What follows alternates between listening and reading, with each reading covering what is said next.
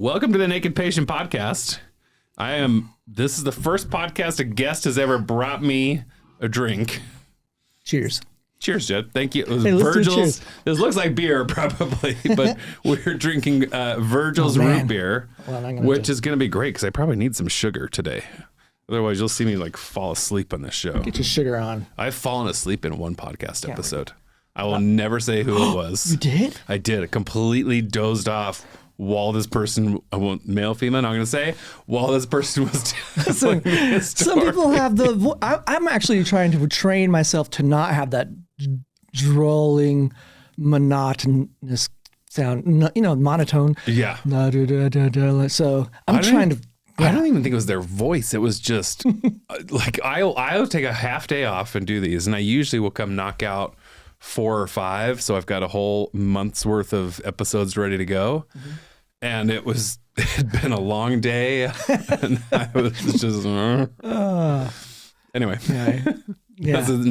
Somebody can go find that Easter egg if they want to. Yeah, that's a good one. Welcome back, Jed Thorpe. Thank you, Nick Howland. I figured I should introduce you, even though the man needs no introduction. Jed is a trained therapist. What is your official title? CMHC. CMHC. Licensed counselor. How long have you done that?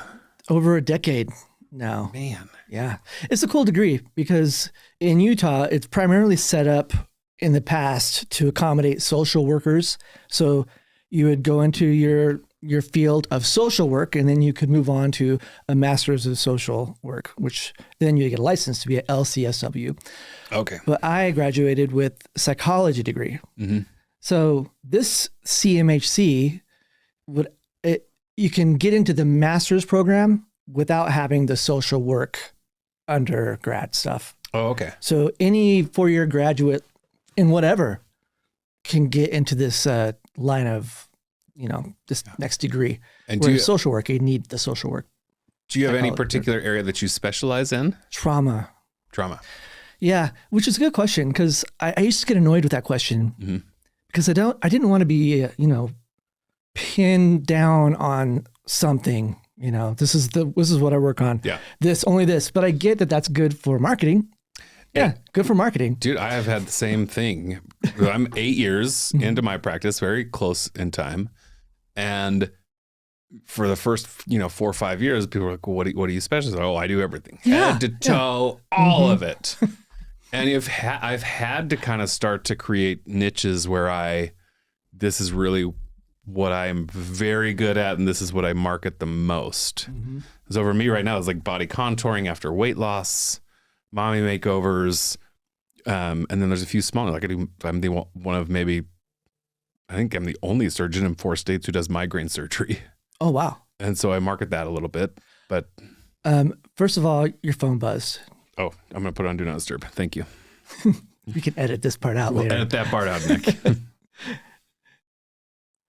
So with the migraine stuff, I used to work at a place where they would, I don't know what the procedure is called, but they would go up the nasal and do something. I think they would Botox the inside of something up in here that would help with migraines. And so we will do Botox for people. And if that through the nasal or just... No, I just inject it into specific areas of specific nerves. And if it helps, that tells me that those nerves are getting pinched by muscle or blood vessel or something somewhere. Okay. And so they're a potential candidate for surgery. Oh. But it's fun. It's like doing a carpal tunnel. You go in, you release the nerves, and you can really help with their migraines. Where do you go in? So if certain people will have trigger site migraines, it's a relatively new procedure in terms of surgery. That's 20 plus years ago, there was a plastic surgeon in Ohio, and he did a lot of Botox. He did a lot of rhinoplasty, and his patients would come in and they would say, man, I love my results, but what did you do to my migraines?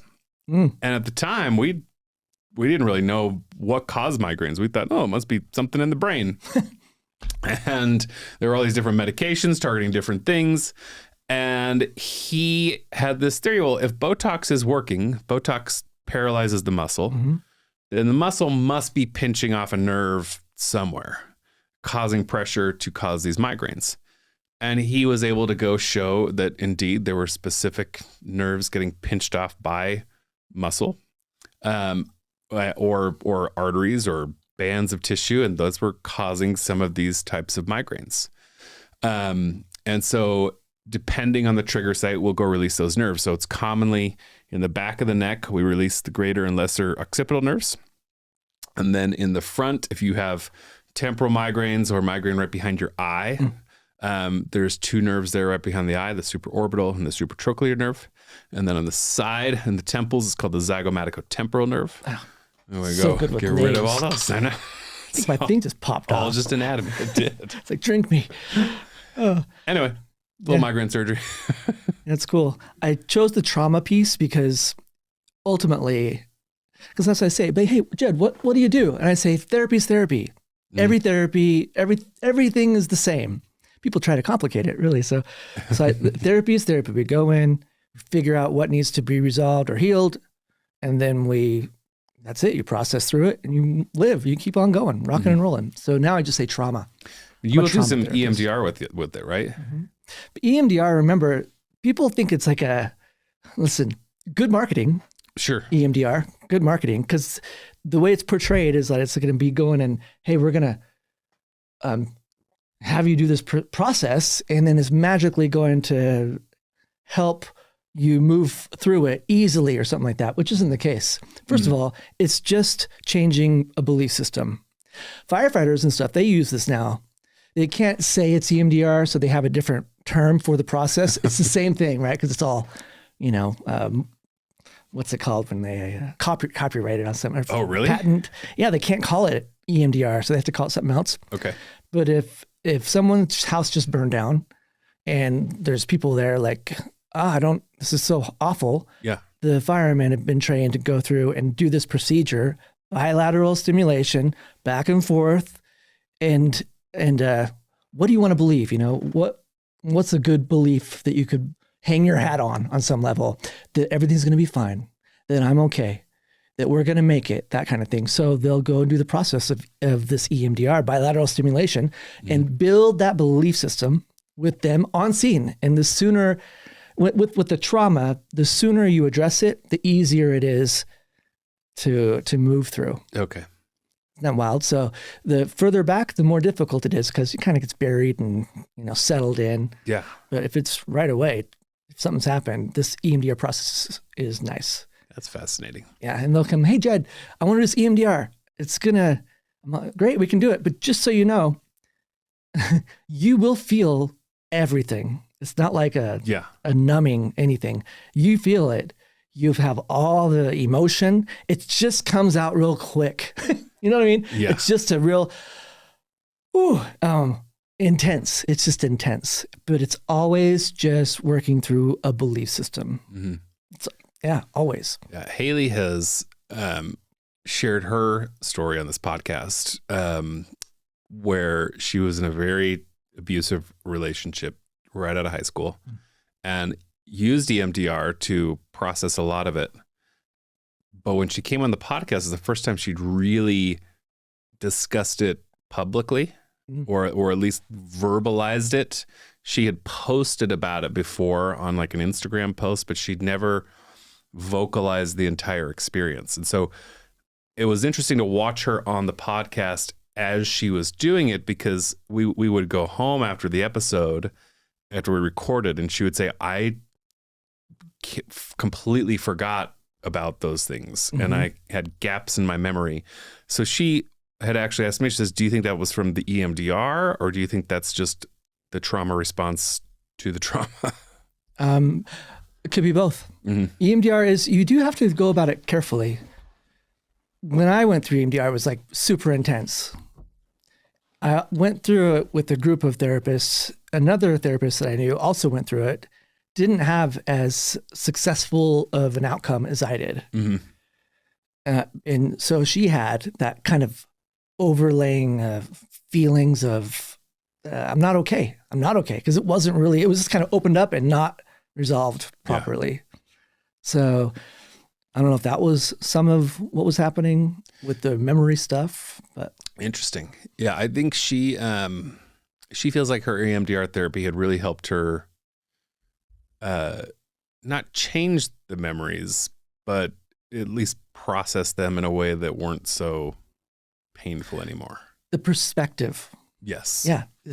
You can't change the memories. You change the perspective of what's going on, a different angle. It's less victim.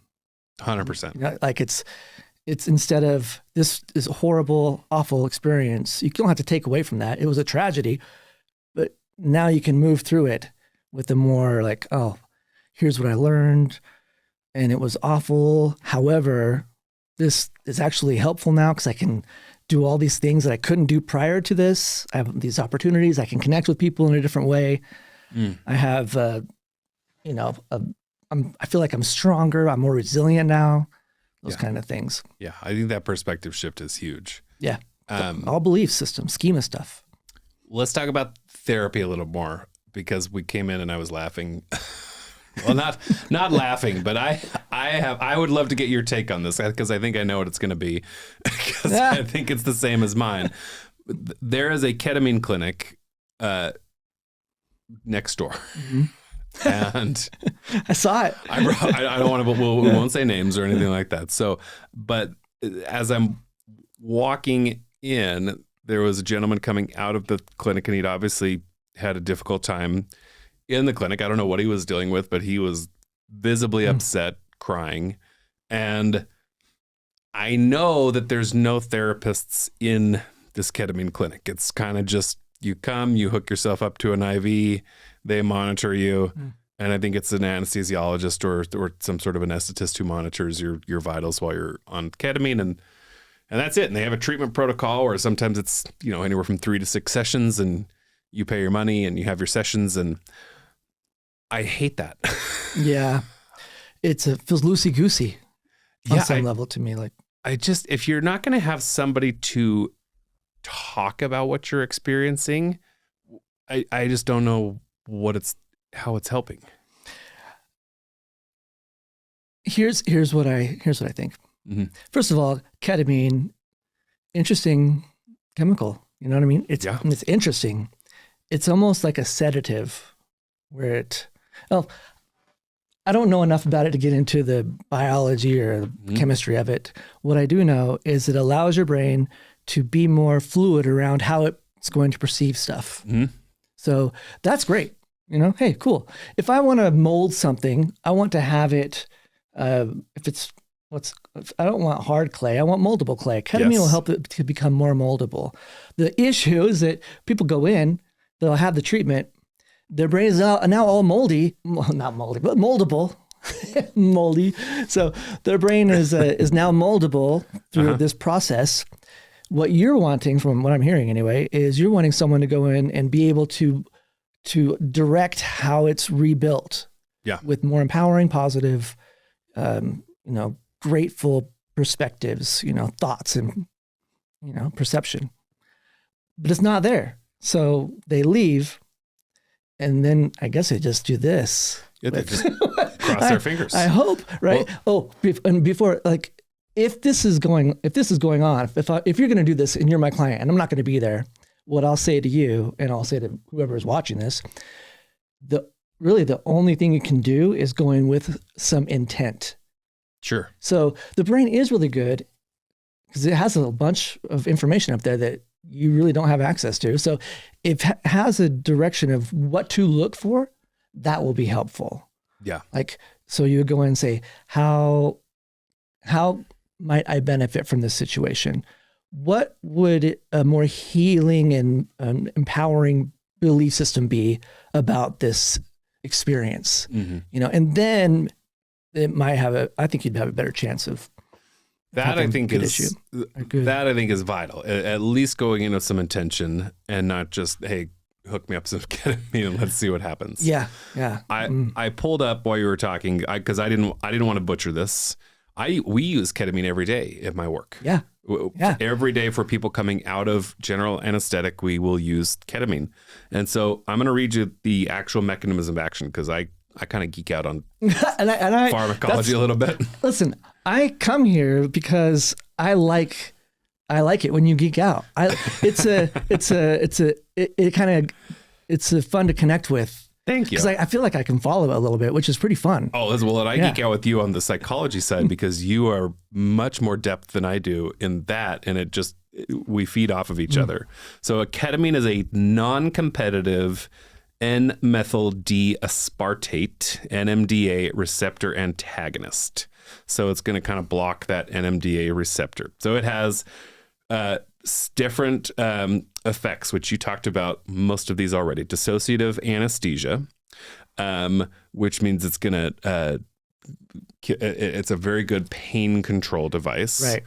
So it can separate you from the pain that's actually going on. Isn't that wild? It's you're having the pain, you just don't care about the pain. You don't care about it. That's disassociation. So we use it all the time for kids when they come into the ER and they need stitches and they're not going to tolerate like a needle poke. You can hook them up to a ketamine IV and their eyes will go off in one direction and you can sew on their head and clean wounds and take care of them very easily. So that's dissociative anesthesia. Why is ChatGPT doing this to me right now? Hold on. ChatGPT. Oh my gosh. That's a fun subject. We could talk about that. We can get into ChatGPT. Let's finish the ketamine. It does analgesia. So again, more pain control. And an antidepressant effect. And so the primary action is by blocking those NMDA receptors, which prevent glutamate-mediated neurotransmission. So this is where you come in. It reduces synaptic plasticity and hyperexcitability, leading to anesthesia and analgesia, dissociation, neuroprotection. And then there are some secondary effects that are all very interesting. They cause more neuroplasticity, which is why we think it helps with PTSD and things like that. It's an incredible drug. Yeah. Especially if used correctly. If used correctly. So I'm going to speak to this group of guys tomorrow. Oh. And they're guys within the We Are the They men's group. Mm-hmm. And I'm excited to go talk to them. And the very first thing I'm going to tell them is sort of along these same lines. It's coaching groups are great. Like ketamine clinics, awesome. Life coaches, great. All of these things that you're doing to enhance yourself and your well-being are great. There is not a replacement for actual therapy. And so I'm going to carry, that's the very first thing I'm going to tell them is I'm going to encourage them all to find a good therapist and at least commit to 6 months to a year with a good therapist, just talking about what you struggle with. I think everybody needs it. Yeah. Trained professional. Yeah. Great. Sometimes I think that people are doing something more for how it's being perceived versus what they actually say they are doing it for. Of course. You know what I mean? So if they don't go the direction of going to therapy, whatever, just know that that's okay. They're doing what they value. Yeah. And ultimately, I don't think anybody would need a therapist if they had someone that they could talk with in a vulnerable place that would, help empower them on some level in a correct way, by the way, not just say, hey, you broke your baby's arms and you're pissed about it. And hey, it's okay. I'm not saying to sign off on all these things, not that kind of empowerment, but say, hey, let's talk about what that was like and work through it. Perfect. You don't need a therapist to do that as long as whoever you're doing it, this vulnerable talk with is a healthy, good, not seeking their own, Well, and that too, though, is where I think that some of these groups can get into some trouble with is they attract people who need help, right? Like coaching groups attract people who a lot of people who would consider themselves broken. I hate that phrase. I don't like the phrase either. I hate that phrase. It's a bad phrase, but it is a thing, right? And so they come to these places looking for help, and some of these groups may not be led by somebody who's trained. Yeah, well intentioned. You know what I mean? Very Probably, well intentioned. Yeah. And I say this from experience, having gone through this group and knowing, Jimmy, who founded We Are the They, is very good at saying, hey, boy, this is outside of my realm of expertise. Let's connect you with the right person and somebody who can help. Yeah. Listen, that's great. I think that sometimes people will look for these groups on some level just so and even look for therapy just so they can offload, their nasty feelings or something like that. That's fair. And I don't like it. And I'll tell my clients, are you dumping on me right now? What's the purpose of this? Because I just wanted to, thanks for just letting me dump all over you. And I think, well, I don't really like that term. I don't want to be a person who just sits there and allows that. Yeah. Let's make this constructive. But a lot of the times I think people will hear me, will avoid therapy. People who are trained, have a lot of experience, would know how to, direct this healing process. And they'll, on purpose, find a less adequate solution because they really don't want to do the hard work. Yeah. They would rather go to a less, I know therapists that do this. Hey, you go to therapy? Oh yeah, I go to therapy. How long is your therapy? Oh, my therapy is actually just in training still. And I'm like, good one. And I'll tell them that, good one. What do you mean? Why are you going to someone who doesn't have a lot of experience? Why would you, as an experienced therapist, go to someone that isn't an experienced? Because it's easy. I don't want to hear. Less boundaries. Yeah. I It's don't want to easy. hear the hard stuff. Yeah, and as a therapist with not a lot of experience, it's going to be more difficult for me to tell someone. You know what I mean? So there's people do that all the time. Understandably, whole thing about the brain, it's got to keep you safe. Yeah. It's got to keep you safe. So people will be pretty tricky with how they maneuver around doing difficult and uncomfortable things. So this is actually, that's a cool segue into what I'm going to talk about with these guys tomorrow. Nah, thanks. I know. I'm like, You knew. I'm like, oh, I didn't. I was just like blah blah blah ranting on, but I'm glad it works. Well, so I was asked to come speak on the father wound, which is, we'll jump into that, but essentially The father wound. very Luke Skywalker. Yeah. Which man, the trauma that he probably had, the emotional trauma of that moment. So I'm going to share some experience in my life with my relationship with my father and how I've been able to, in my opinion, really repair that and get it to where it's at today, which is something I'm very proud of. But I think what you said about the brain being set up to act to keep us safe as a defense mechanism, we are much more wired as like a negative feedback loop to only remember the really bad things that our parents did to us and not as much remember the good things.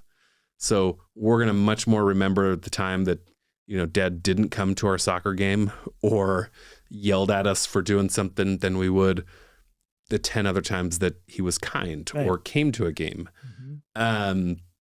Because that's what keeps us safe. And keeps us safe, because the brain's good at finding out where something could be dangerous. Also, there's some secondary gains correlated with that too. Yes. So like just the value our culture in the past decade has put on being traumatized, really, it's wild. People will, this valuable, so they'll look for it. And memory is faulty. Memory is very faulty. So there's a lot to that. Let's keep going though. I'm going to take them through kind of my own. We'll talk about that. We'll talk about negative feedback. We're going to take them through some of my own stories. And then I really want them to actually try to create a perspective shift with their own father? Like, how do they currently perceive him? What are some things that might have actually made him the person he is? And by shifting your perspective on him, does it change your own relationship with your father? Because here's some wild statistics. I love statistics. I know, these are actual studies. Okay. Love it. Peer-reviewed actual studies. If you have a separation or a wall up with one of your parents, your risk of cancer goes up like 2x. If Crazy. You have a rift with both of your parents, it's exponentially higher. It's like 8x. And so this book that I read kind of in preparation for this just recommended, hey, all of us, whether we knew our parents or not, like whether we had any clue who our biological parents were, whether they were amazing or just horrible people, owe it to ourselves to repair that perspective that we have with them. You can't change the parent. That's not what this is about. But you can change the way in which you hold that parent. In other words, it's less about the situation and more about how someone's perceiving the situation. Isn't that wild? So cancer in this instance is related to the resentment and the feeling of I didn't have a fair, shot, and something bad was happening in my life to me. That's where the cancer is. Isn't that wild? Yeah. Woo. It's powerful. It takes you out of the victim mentality, which is not just emotionally damaging, but actually physically harmful. Yeah. Like this is a very wild example, but let's say that you grew up with a very abusive father. A perspective shift does not justify the abuse and make it so it didn't happen. But if you start to learn that, maybe your dad was also abused as a child, maybe he went through some really difficult things that brought him to that point. Again, that feels like justification, though. But it's not. But you're shifting a perspective by increasing your understanding. It allows for compassion. Exactly. It's a compassion piece. And so that's why I'm trying to use that example as a way to not justify it. But if you understand, you can have some compassion and you can hopefully one day maybe even forgive. Yeah, I have this. I love that. I think that'll go a long way. People do that in sessions all the time, though. And I have a favorite analogy. So, like, in an abusive situation, like relationship, he's really mean to me, or she's done this. And by the way, I reactively went into he did something wrong, but to be clear, 50-50. 50-50 gender-wise. I mean, I've heard the more horrific, like mean, less violent, but more like mental anguish delivering women. Wild, right? I could see that. But yeah, so when I say this, it goes both genders. We'll just use the he, for example. He hits me, but his father hit him, da-da-da-da-da-da. And I say, hey, listen, if a clown comes in here and if it's a guy sitting there, like if it's a girl sitting I have to be appropriate, right? And flicks you on the nose and it really hurt. And you're like, what the, hey, I'm like, hey, that's okay. I know his backstory. I know why the clown did that. It makes perfect sense. Does it make this any more? No. Yeah, right. So no, so, yeah. And that's why I don't want it to feel like a justification at all. I don't think it does justify it. But I think people will move into that real easy, though. Very easily. They just want to, especially with parents, because kids want, it's a wired in acceptance from their parents. That's just what they want. Even adopted, by the way. Yeah. It's in there. So they'll have a hard time not going into the justification realm. Yeah. They'll want to, because it's hard to, if you need to be perceived a certain way, it's hard to be honest about this and just explain it without like trying to make it look better than it really is. Yeah. For kids anyway. 100%. And that's why I think, you know, for a lot of this, you can't, I don't know. I think it takes time and experience and getting into adulthood to be able to process the emotions and the feelings and what happened in those instances. Yeah. And sometimes the process can take years. Hopefully I'm looking at the right camera, but sometimes the process can take years. Yeah. Well, that's cool. That was fun. Yeah. Good luck with that. I think that's cool you're doing that. Well, you know, first of all, Haley's the one who really was like, hey, I think you need to tell these guys that there's not a substitute for therapy and that therapy is crucial. Isn't it wild? It kind of weirds me out that people are, and I don't think what I do is that cool. You know what I mean? But people are like, oh man, I want to do what you do. I'm like, I don't think you really do. So it's weird when people are like, I want to do life coaching. I want to do this. Really what they are wanting, honestly, is that's probably could be quite a few things, but in my head, they're either trying to distract themselves from themselves. I'm going to help other people so I can focus on their stuff and not mine. By the way, lots of therapists go into the field because of that. Sure. Yeah. Or they're feeding an ego piece where I'm going to do this, I'm going to be perceived well, and I just really like to be perceived well. So the more people I can get to like me, the better I feel about myself, which is an external validation piece. So I think that's the main two reasons people that didn't go into school for it or anything like that are trying to swing into it. It's wild to me. Do you think those things exist to some degree in every therapist or anybody going into a field where they're helping people? It's a hard one to answer because I think a lot of it's underneath the surface area. I tell you that one time I think it was an EMDR training, and I'm with this other therapist, and this is where I'm like, I should have first got the hint. Therapists, I tell my clients this all the time. I'm like, therapists are not typically healthy. Isn't that sure, absolutely. It surprised me though. So, but in this EMDR piece, because listen, therapy is my second career. It's not my first.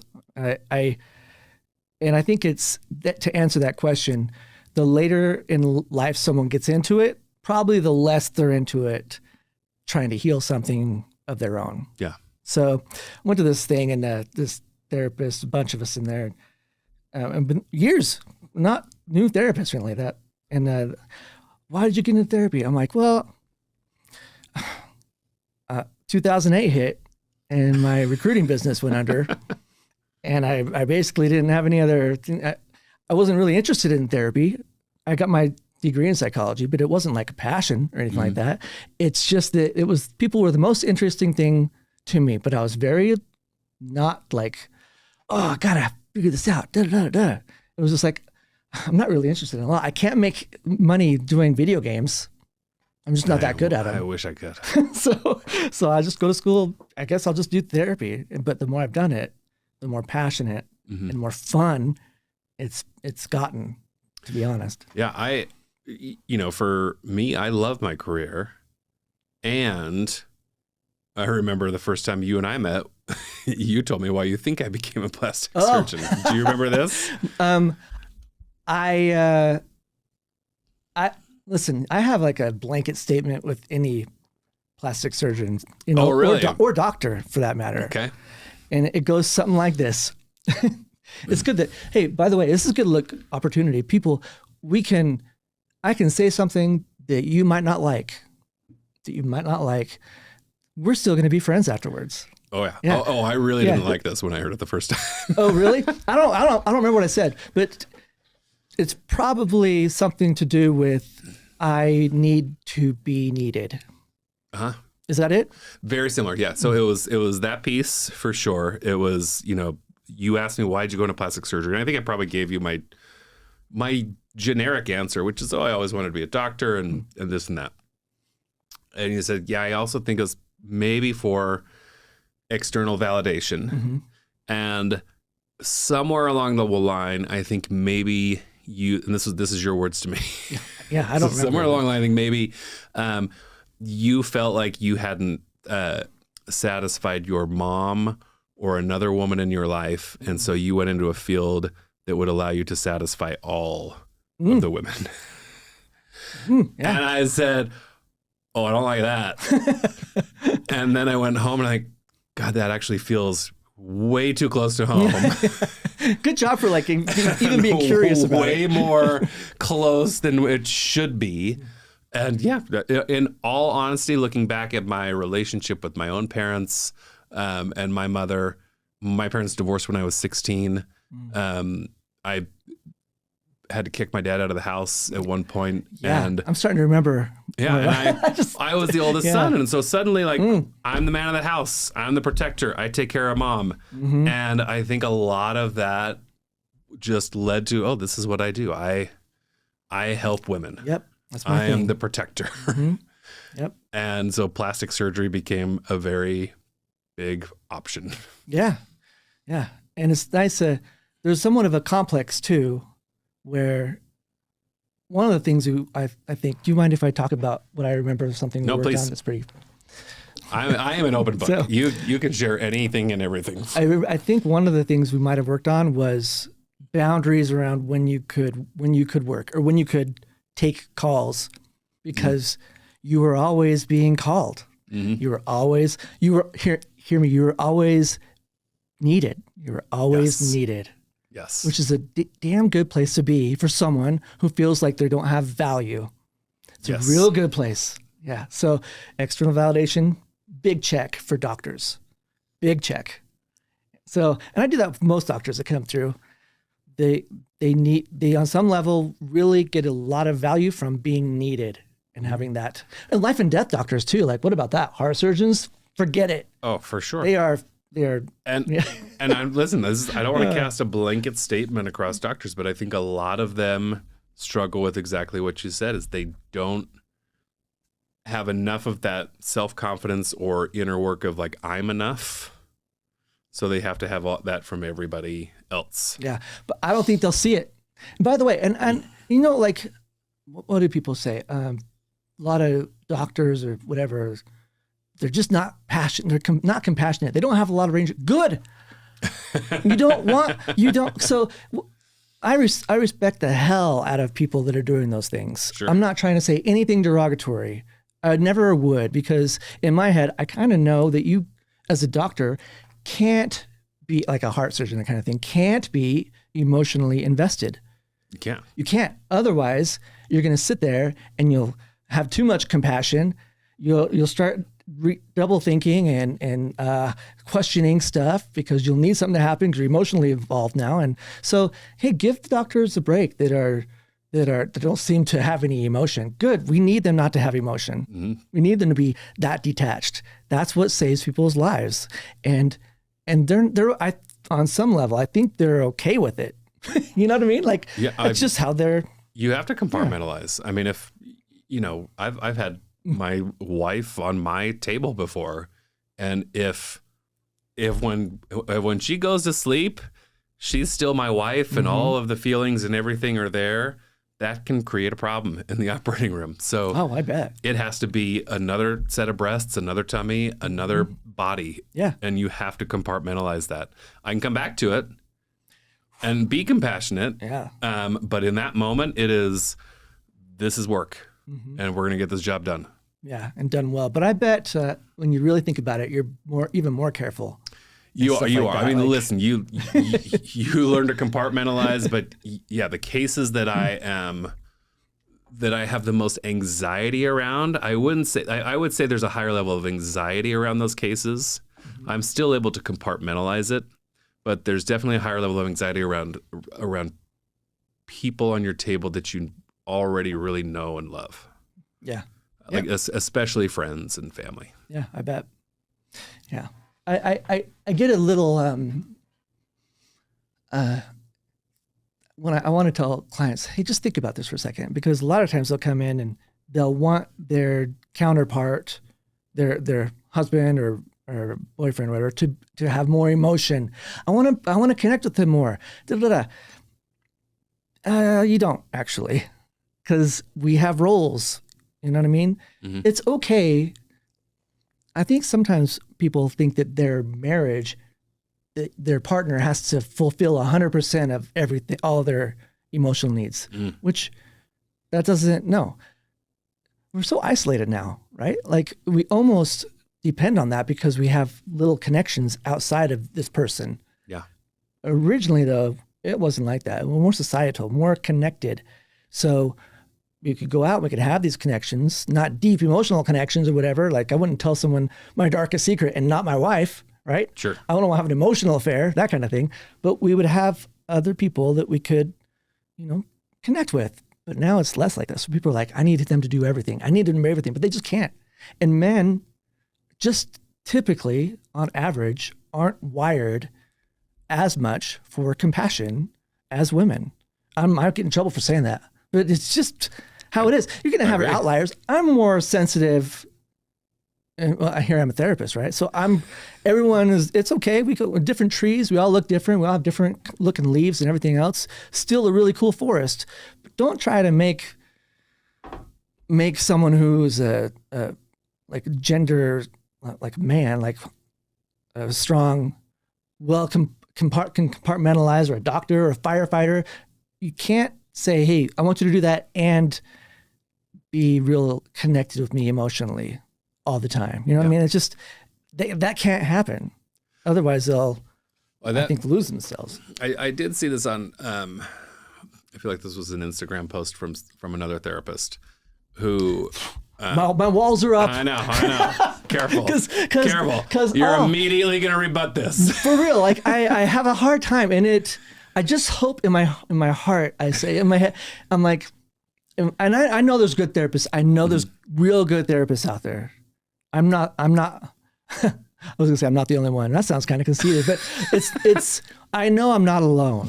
I just don't know very many. And I see a lot of crap online. So there's a lot of crap. That's why I'm bringing this up, because it feels like an agreement with you. Okay. but it's a different tack, right? Her argument is that as divorce rates have climbed and men have had less exposure and less time with their father, they've lost some of that masculinity. And so I don't think that's right. Okay. I think that if they've lost masculinity, it's only because the value on masculinity in our culture has gone down. Why do you think that is?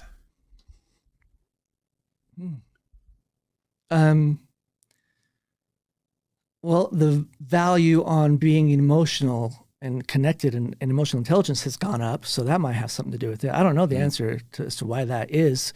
It might have to do with, well, how about let's say back in high school, the jocks and stuff were the popular people, but out of high school, the unpopular nerds are now the popular people.